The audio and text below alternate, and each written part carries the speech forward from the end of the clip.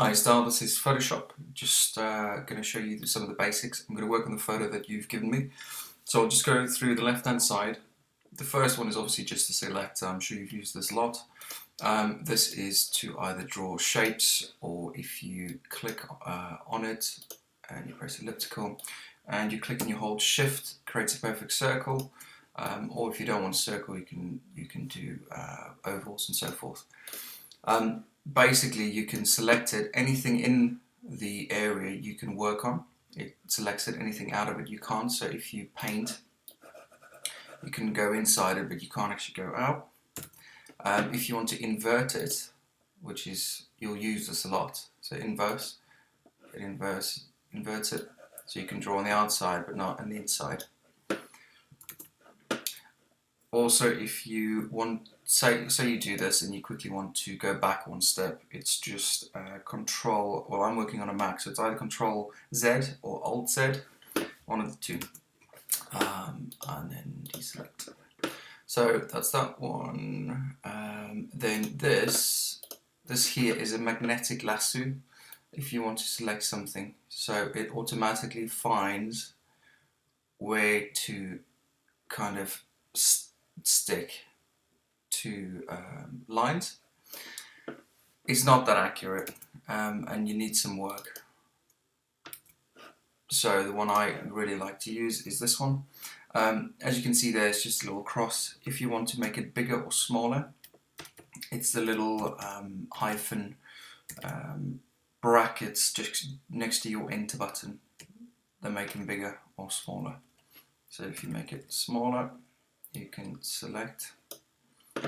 See, that's just one quick select, and it's fairly accurate. Obviously, the hair is a bit more to do.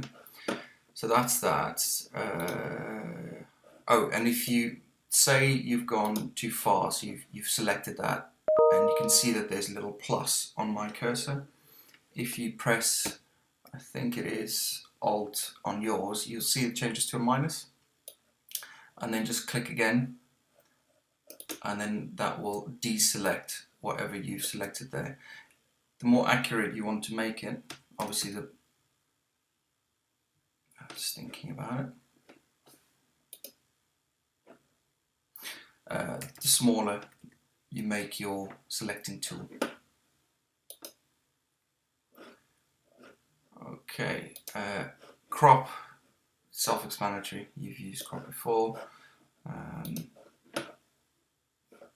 Just deselect this. Dropper, I don't use dropper at all. The healing tool, rarely use it. Brush, use it a lot. I never really use any of these. Clone stamper, this is where I used it for. This was your original picture, and this was a changed one, and all you do is you make your selection tool a little bit bigger. You press Control or Alt, whichever works on your computer. You select the point, and then you could see, let me just make it bigger so you can actually see. So if I select, click, and then wherever you hover, that's what it's going to paint. So you need to keep on changing your point of reference when you do this. So that's why it takes so long. Art history brush. So basically all it means is if you've applied a effect or anything on the whole picture, you can select the art history brush. It brings up a list of changes you've made. You can click on the change, and then wherever you paint, it changes that part of the screen back to where it was. Eraser just takes it all the way back. This is quite a nice one, background eraser. So anything in that area that touches that little plus sign will be deleted. So it'll just delete all the blacks. Obviously there's some black in this, but you can set variances, tolerances and so forth.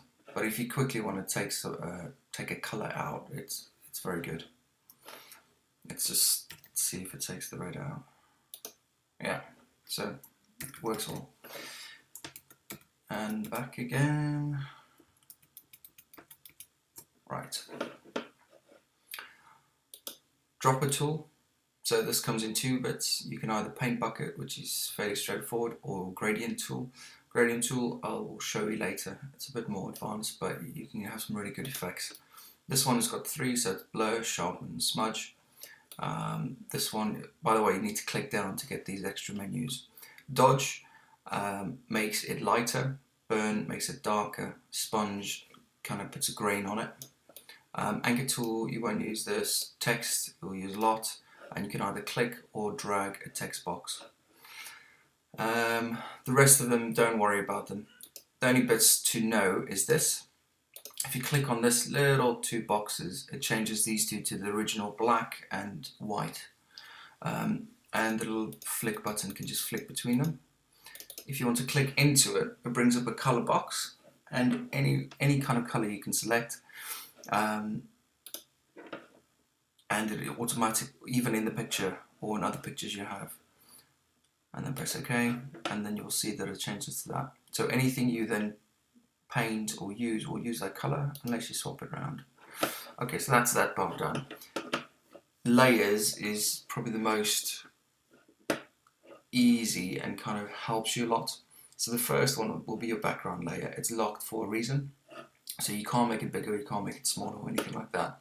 The way to get past that is you just take it, drag it all the way down to the little sign there. You click it and it's a carbon copy of it, but it's unlocked. And this button here, if you click it again, it just brings up another layer. And the way to see this is it's like an onion skin. Whichever layer is at the top, you'll see. Unless you tick this little button that says, I don't want to look at it. So it shows everything underneath. So if I just show you this, and also make sure that when you work, you click which layer you want to work on, because that's where a lot of mistakes come from. So if I just change this to red, make this larger. So that's now on the top layer, but I don't want to see it, so I just click off. So if you want to take a layer away as well, you can drag it to the bin. So this is where the fun bits come in. These kind of things you would use a lot for text and some advanced photo stuff, but a thing I use a lot is mask. So if you select this layer, let me just go back one, so we'll do it stage by stage. So you select the top layer, and you go to Image, Adjustments, and you want to desaturate. So you want to take all the color out. That's it. So, but you want the red to come through from there. Then you put a mask on it, and you make sure you clicked on the mask, and then your brush tool.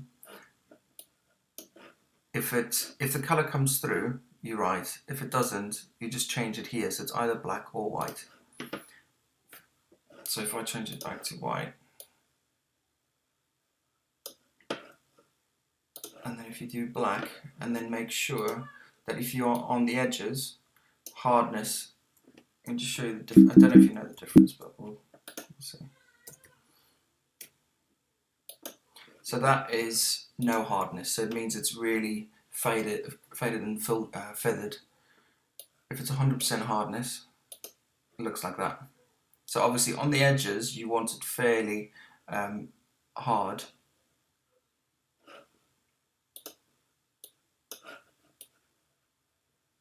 But not too much, because otherwise it's just too hard on the eye. Now if you want to make your picture bigger, it's Control Plus. And you can go in really far.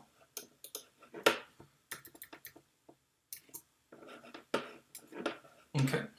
And you can make it as many layers as possible. I would say whenever you work on a photo, your first photo, always make a copy, because if you play around with this and you're just not happy with this layer, you haven't damaged this bottom one.